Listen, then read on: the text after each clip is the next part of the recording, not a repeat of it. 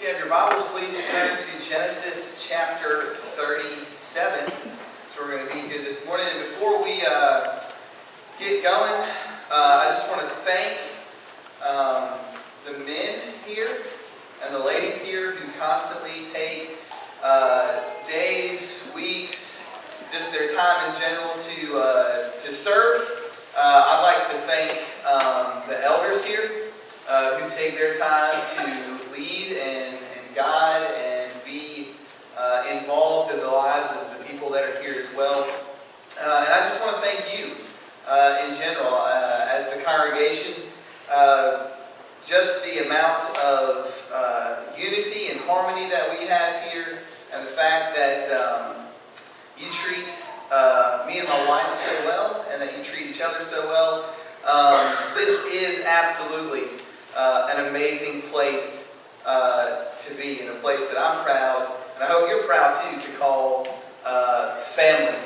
Another announcement to be made, actually didn't make it to the bulletin because it happened yesterday. Coleman Dove, who is a new brother here, has been attending here for about 2 or 3 months as a student at UNCC. He sent me a text message yesterday, and he and his girlfriend Taylor are engaged. That happened yesterday. He sent me a picture with him on one knee, and then on the bottom of it he said #groomsmen bro, ? And I just flipped out because I was so excited. So when they get back, they are in Kentucky visiting family. When they get back, make sure you give them or give them some congratulatory remarks. And where's Jerry? I promise you, I'm not an Alabama fan. Okay, just want you to know that. One of my favorite movies growing up was a movie called Richie Rich. I don't know if anybody remembers that movie or not, but it was in the height of Macaulay Culkin's career. If you watched Home Alone 1, Home Alone 2, then he had a movie called Richie Rich, in which he inherited this massive amount of money, and the bad guys were trying to take all of that away. It really caused a lot of disruption in his life, disruption in his family, disruption in his relationships. And so the point of that movie, I believe, just my opinion, is to show that stuff can get in the way of relationships. And that's one thing in life that whether you're young, whether you're old, whether you're middle-aged, that's something that you are always going to have to deal with. One, stuff. Always going to have to deal with stuff in life. But two, it's unavoidable. Relationships are absolutely, positively unavoidable. And what is so interesting about that movie, Richie Rich, is that the bad guy never really embraces Richie. In a moment where he could just kind of, work alongside this young man, to mentor him, to shepherd him, to help him along the way, what he does is he uses his position, he uses that relationship to try and gain more power, because he tries to get the money. He tries to get the position, he tries to get the power, he tries to become something that he was never intended to be, that belonged solely to Richie Rich. And while we watch that movie, and I encourage you to go back and watch the movie, it's a funny movie. And while we watch that movie, and we look at that movie, and we laugh at that movie, and there are other movies that are similar to that, we laugh at those things, yet I wonder why we laugh. Do we laugh because the situation, the scenario is truly funny, or do we laugh because maybe we've been through that? Maybe we've experienced those times in life where people take advantage of the relationship they have with us, not because they genuinely care about our well-being, not because they genuinely want to cultivate something between two people, but because they simply want something that we have. Whether that's maybe a spouse that we have, a job that we have, a position that we have, a title that we have, the stuff that we have. And so, what happens when that takes place? What happens when I'm the person and you're the person that's not the one being taken advantage of, but I'm seeking to take advantage of the people around me because I want what they got? And sometimes we get into that situation, and sometimes we get into that circumstance, and it blows up in our face, and we ask the question, how did that happen? And why does it keep happening? Because maybe we've missed the point of relationship. See, in a world that we live in, most of the time, whether that's usually work or this society in general, you form relationships. We call it networking. Right? And from the outset, it sounds like a really good thing. But what does somebody mean when they say network? Do they mean when they use that word, hey, network so that you can get to where you want to be? So really what it is this false idea of creating a fake relationship with somebody to use somebody to get to somewhere where you're not currently at. Don't disregard the real relationship. Just use this person to get from point A to point B. And what we're going to look at this morning is we're going to look at multiple relationships. And we're going to try and redefine what it means to have a good working relationship that is fashioned after the pattern of what God wants for you, your family, and in general, the relationships that you encounter day-to-day life. And you've heard the story that we're going to look at this morning. I mean, if you've grown up in the church, maybe even if you haven't grown up in the church, you've heard about Joseph and the coat of many colors. You've heard about the brothers, you've heard about Jacob. But let's dive in this morning, because what I want us to understand is that ultimately, at the end of the day, how you look at relationships will be how you look and perceive people. If people are just a means to a position or a spot of power, then you've missed the point of why God wants you to engage people in the first place. And so in Genesis chapter 37, this is where we pick up the story of Joseph and his brothers. And in verse 1 in chapter 37, it says, Jacob lived in the land of his father's sojourning, in the land of Canaan. These are the generations of Jacob. Joseph, being 17 years old, was pasturing the flock with his brothers. He was a boy with the sons of Bilhah and Zilpah, his father's wives. And Joseph brought a bad report to them, or of them, to their father. So this section opens up and it introduces Joseph, who's 17. He's one of the younger brothers, and so he comes to his father and he gives them a bad report about the job that they are doing in attending to his father's his flock. Now, there's no indication here in the text that Joseph's not telling the truth.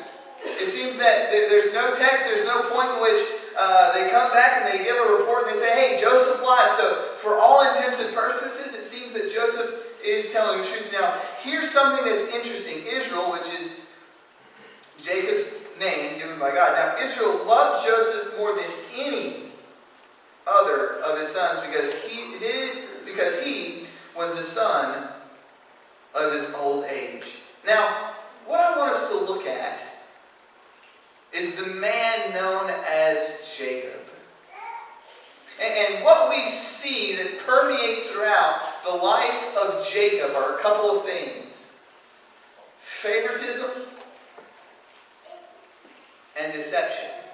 I mean, was it not Jacob who manipulated the circumstance and situation surrounding his father and Esau so that he would maintain, so that he would get the birthright? Is it not Jacob who favored Rachel over Leah? And so what Jacob doesn't do throughout his life, is it not Jacob that also wrestled with God? That's what Israel means, to wrestle with God. And so in moments in Jacob's life, we find him, manipulating relationships, deceiving, and even wrestling with God to get in those situations where he is now.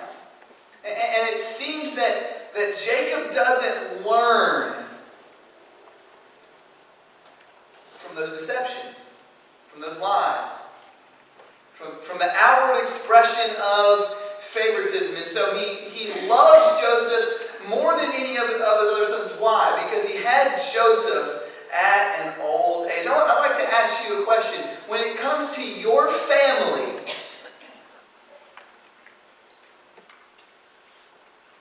you show favoritism. When it comes to people who work under you, you show partiality.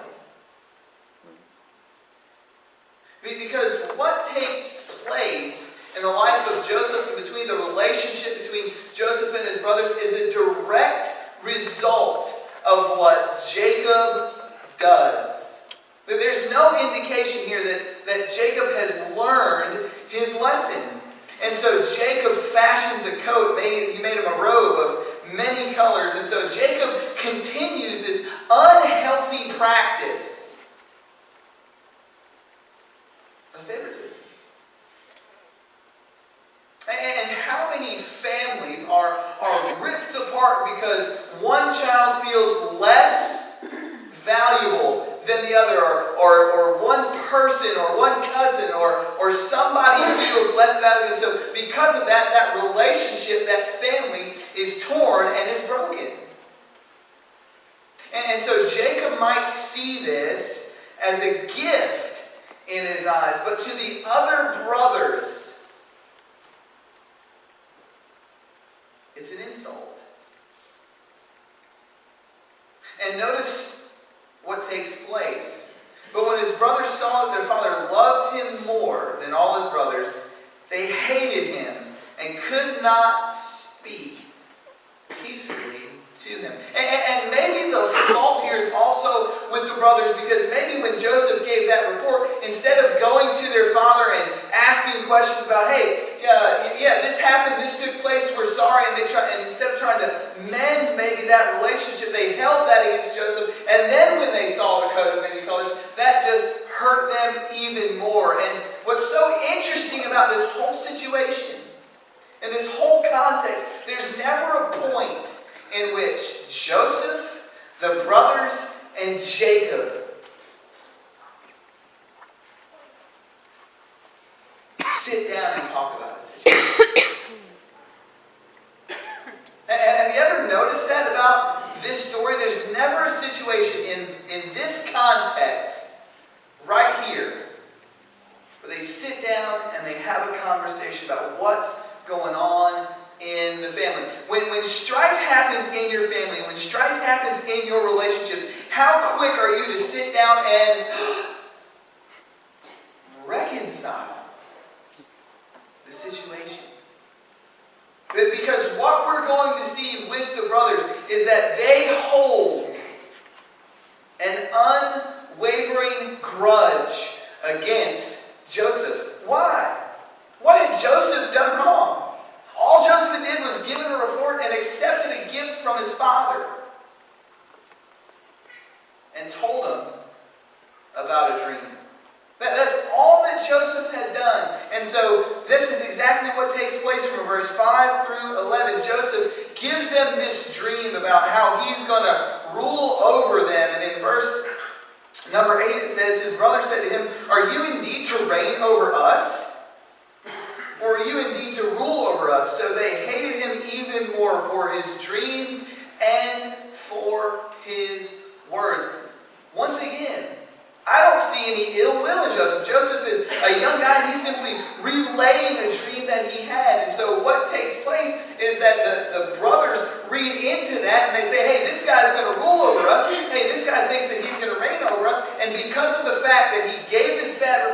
It seems that the Father loves him more, and now he's going to tell us he's going to reign over us. I hate him.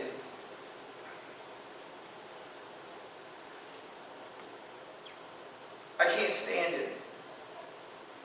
Something has to be done to that person, because guess what? I can't stand the fact that this person may not, or is not where I am. They're above me. For those of you that work in corporate business, I want to ask you a question. How often does that play out? How often does that happen, that because somebody is not where you are, or you're not where somebody is, you seek to try and find an avenue, to find a way to get at that person? How often does that happen just in relationships in general? I mean, you look at the society that we live in, you take a trip up to D.C., and you'll see that there's just a group of people that want to stomp, claw, and scratch each other to bits just to get to a certain spot. Actually, you don't need to go to D.C. because sometimes that happens in the church. Well, I can't believe that person, is in that spot. I can't believe that he's a deacon and I'm not. I can't believe that he's an elder and I'm not. I cannot believe for the life of me how that person was ever hired at that place to be their preacher. I can't believe that it seems like Sister So-and-so is doing this, that, and the other, and people like her more than me. And instead of talking about it and trying to work all that stuff out, we have a tendency to listen to the white noise around us. We have a tendency, instead of going to the source, we have a tendency to listen to all the birds that chirp.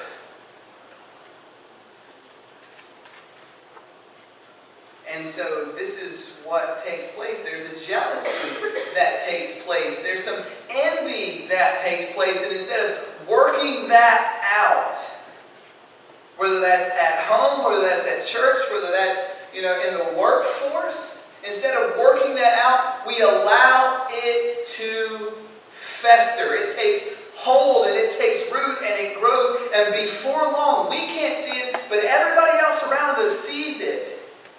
It dominates our thoughts. It manipulates. It controls our words. And it impacts our heart to the point where we're not the same person we used to be. Because instead of cultivating healthy relationships, we are more interested in position, in power. And what these people have lost sight of, what Joseph's brothers have lost sight of, is that Joseph is their brother. And that's what we lose sight of when we have family strife, that regardless of what's been said, regardless of what's happened, they are my family. And that's what happens when there's strife in the church. We lose sight of the fact that that person is my brother. That person is my sister. That person is a young man or a young lady that God has placed me in a position of responsibility to help shepherd them along their journey. And so these brothers, they don't see Joseph as a brother. They see him as a dreamer. They see him as the guy that wears father's coat of many colors. They see him as the tattletale.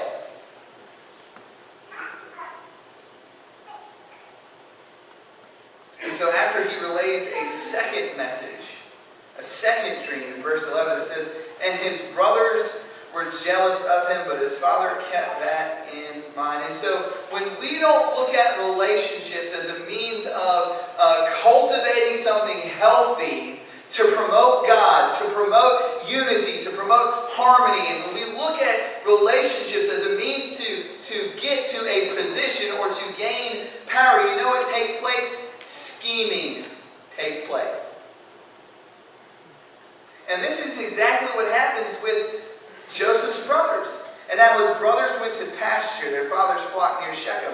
And Israel said to Joseph, "Are not your brothers pasturing the flock at Shechem? Come, I will send you to them." And he said to him, "Here I am." See, the relationship between Jacob and Joseph is so strong that no matter what his father says, Joseph is willing to do it. He doesn't second guess it. He doesn't ask the question why. He just does. Because he has a healthy respect for his father. He has a healthy respect for the family that he's a part of.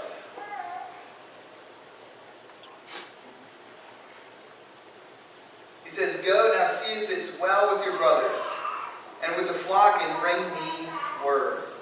So he sent him from the valley of Hebron and came to Shechem. And a man found him wandering in the fields. And a man asked him, "What are you seeking?" He goes, "I am seeking my brothers." He said, "Tell me, please, where are they pasturing the flock?" And the man said, "They have gone away. For I heard them say, 'Let us go to Dothan.'"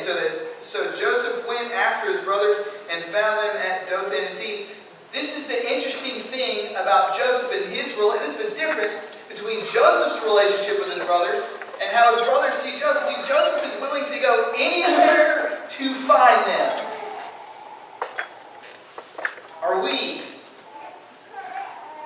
Joseph's willing to go the extra mile because he loves his brothers. And my question for us this morning is, how far are we willing to go for each other? How far are we willing to go for our family, God's family? How far is it? Is it one of those things where I go and I find myself at an initial point and things aren't the way that they should be, or the people aren't where they should be, and I have this concern for them that I'm willing to go wherever they are, to meet them where they are, to let them know that I care. Because we share a commonality, and that's God. That's Christ. That's the church. That's Jesus' blood. Or do I get to a certain point where I say, you know what? I'm going to go to A.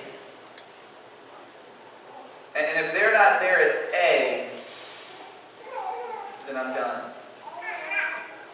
See, Joseph went to the initial spot and nobody was home. But he seeked after his brothers because he understood that relationship was more than a position. It was more than power. It was something that was unique. It was something that was different. And it's something that meant something to Joseph. And so he leaves and he goes and he found his brothers at Dothan. Now, notice the difference between Joseph and his brothers. Look at verse 18. And so they saw him from afar, and before he came near to them, they conspired against him to kill him. Now, how did they know it was Joseph? They saw the robe. And notice how they describe Joseph. Joseph says, I'm going to find my brothers, and his brothers say, here comes this dreamer. They don't say, hey, there's my brother. And so they label him by something that he has said, or they label him by something that he has done. And that's exactly what we do. When we don't like somebody, we don't call them by their first name. Oh, here comes, Gary Gossip over there, coming down the line. Here comes that schemer. Here comes that snake in the grass. That person right there, when I see him, you know what I think? I think they make a really good politician. But do we understand what we're doing when we say that?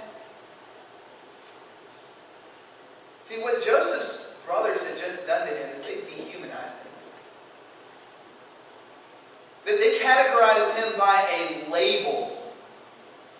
That they missed the fact that he's a person.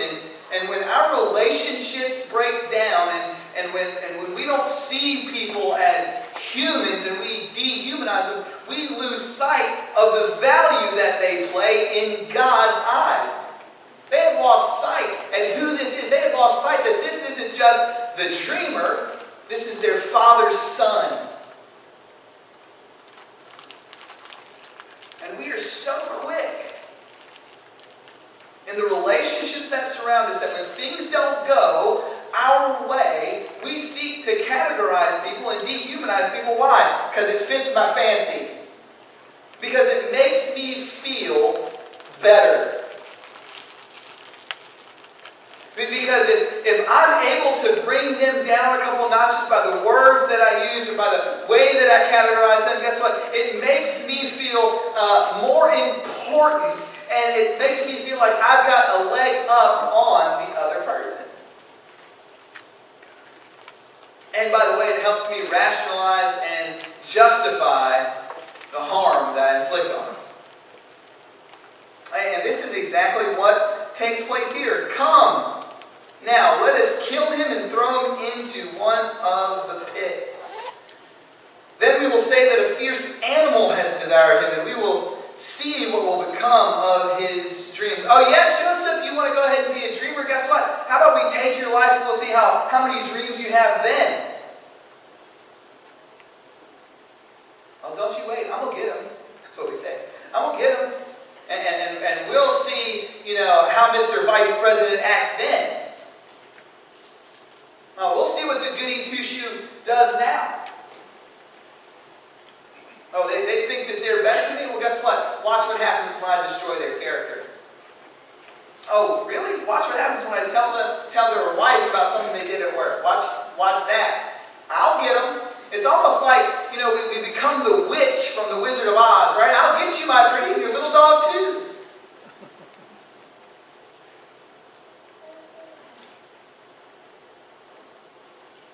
And so they scheme against Joseph. When you have relationships that break down, and you find yourself in circumstances and situations where you are jealous and envious of people, I want to ask you a question. Do you sit and mull over ways to get back at them? Or do you sit and figure out a time, a place where you can sit and reconcile with them? And notice the niceness of Reuben here. I mean, swell guy right here. But when Reuben heard it, he rescued him out of their hands, saying, "Let us not take his life." And Reuben said to them, "Shed no blood. Throw him into the pit here in the wilderness, but do not lay hands on him, that he might rescue him out of their hands to restore him to his father." Hey, let's just throw him in the pit. What a consolation prize.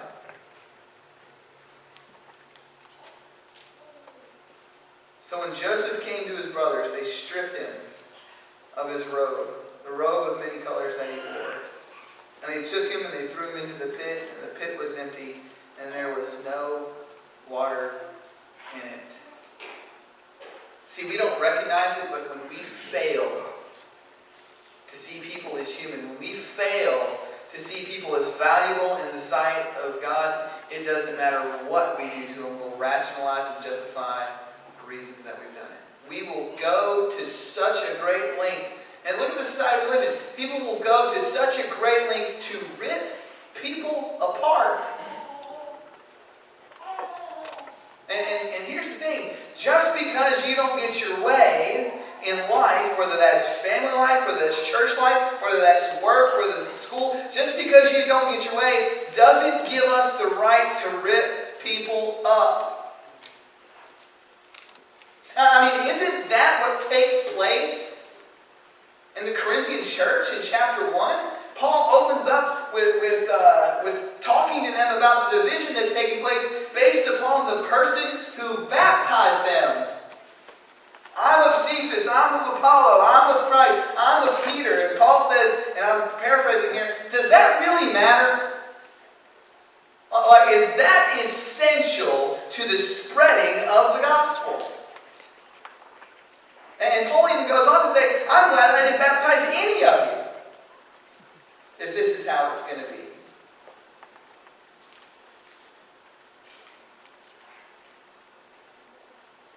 And so they stripped him, and they put him in the pit. And they sat down to eat. Who's in the position of power now, Joseph? You're in a pit with no water, and guess what? We're going to have a meal right there next to you. How far will we go to flaunt our advantages over people once we get them in the spot that we want them to be in? When I have somebody down, when I have someone on the ground, when I am in the position of power over somebody that I despise, what's my reaction? Do I show mercy and compassion, or do I say, you know what? You're in a helpless spot, and guess what? I mean, just think about this. Man, I tell you what, Joseph, this food's really good. You want some? Oh, that's right, you're in the pit. No water. See, here in this spot, Joseph's brothers had an opportunity to reconcile the situation. But instead they destroyed their family. And looking up, they saw a caravan of Ishmaelites coming to Gilead, with their camels bearing gum, balm, myrrh, and on the way to carry it down to Egypt. Then Judah said to his brothers, what profit is it if we kill our brother and conceal his blood? Let's literally sell him out.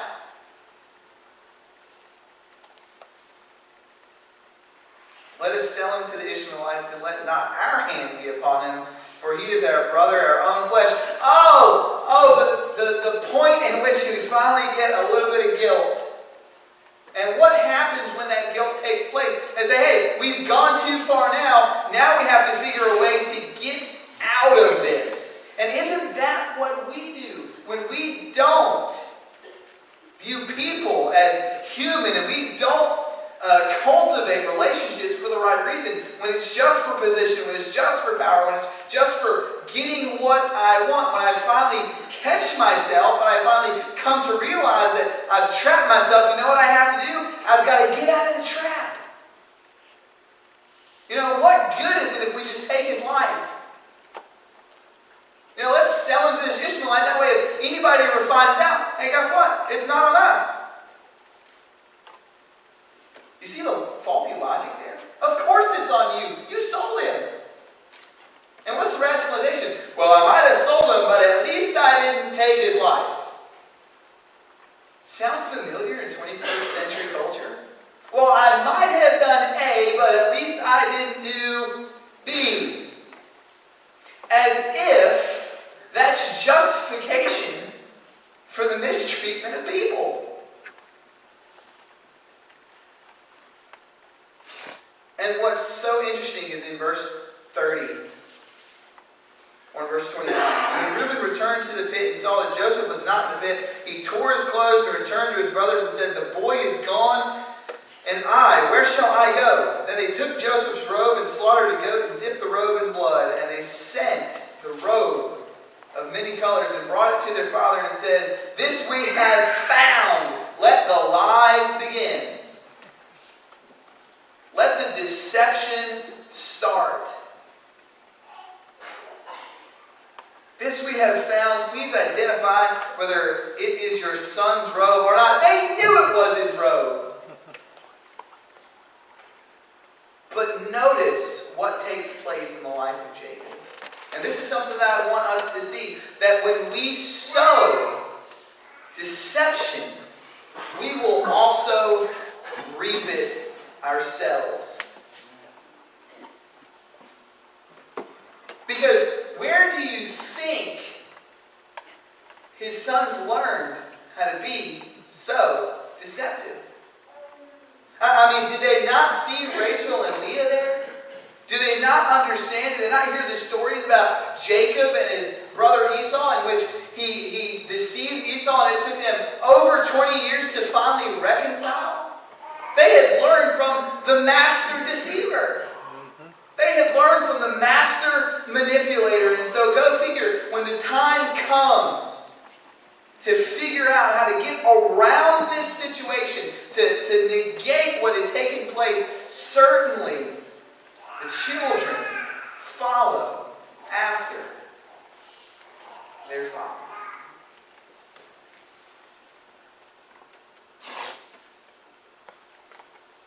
You got family strife?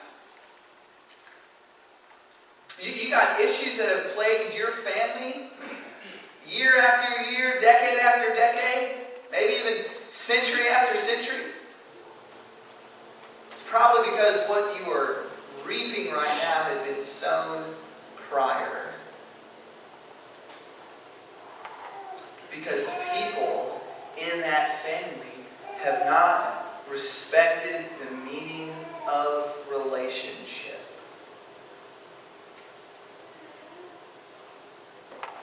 And this is exactly what takes place. And he identified and said, "It is my son Job. A fierce animal has devoured him. Joseph, without doubt, is torn to pieces." Then Jacob tore his garments and put sackcloth on his loins and mourned his son many days. All his sons and his daughters rose up to comfort him. What? You sowed the deception, and in that moment you're just going to go ahead and play along. I'm just going to go ahead and play along with this deception. I'm going to act in this moment as if I really care.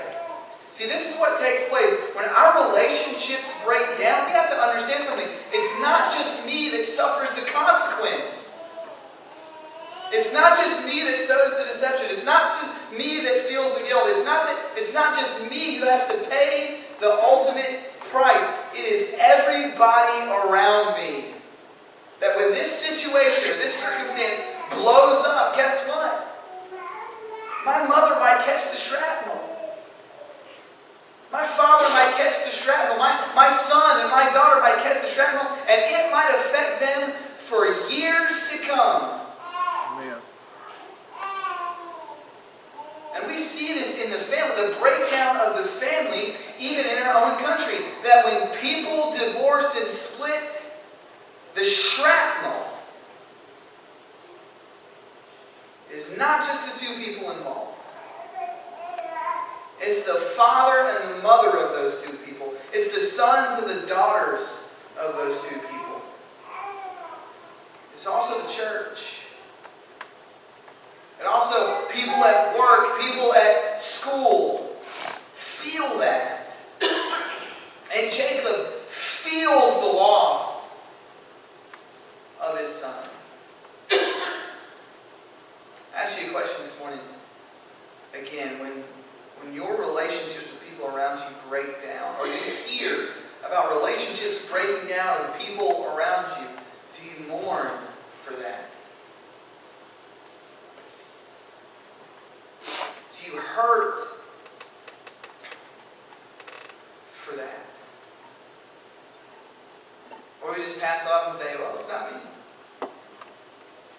And we use this phrase, better them than who?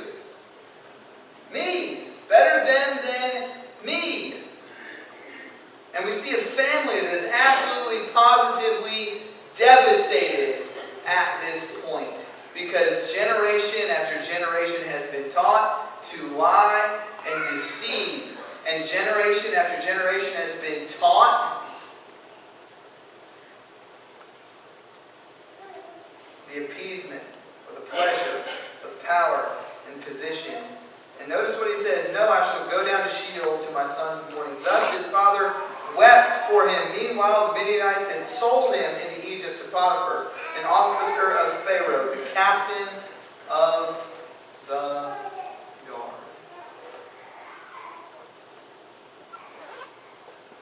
And the question that we have to ask is, what did Joseph really done wrong?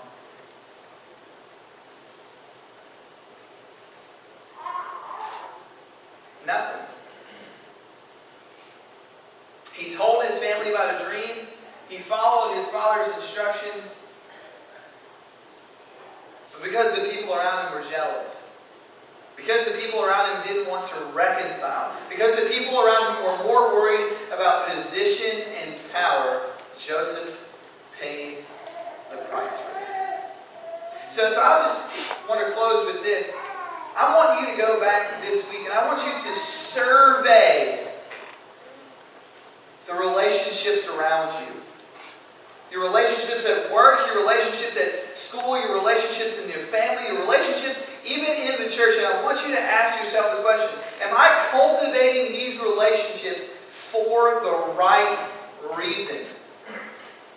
And am I only friends with the preacher because I want to use him as a pawn? Am I only friends with an elder because I want to use him as a pawn? Am I only friends with this person at school because they're popular? Am I only friends with this person at work because, after all, he's the VP? And if I can get in good with the VP, then maybe one day I can get a better job. Or am I cultivating these relationships because I care about people? And what's so interesting about people in the world is they can see right through it. I mean, think about it. All of us have probably been in a situation where we knew and we understood that the only reason person A or person B wanted to be friends with us because of who we were, who we know, or the position that we were in. And that might be fine and dandy for the world. That might have its place in the world, but it has no place in the family of God. Amen. But when we cultivate healthy, meaningful, godly relationships, when we find our brother and sister in the pit, we don't set up shop and have a meal next to it. We help them get out of the pit. Because we care about their circumstances, we care about the situation, and we care about their relationship with God. I'm just going to be blunt with you this morning. If you only have relationships for power and position, God's not happy with you. And He would call you to repent of that this morning. If there's strife in your family, and you're not willing to reconcile that because you hold a grudge, guess what? God's calling you to repent of that. If you view people at school for a means to an end, and that's it, God wants you to repent of that. If you're the person that deceives and manipulates people in your life because you're jealous of where they are, God wants you to repent of that.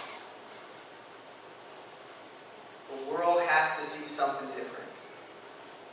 And it starts with us. Let's dwell on these things this morning.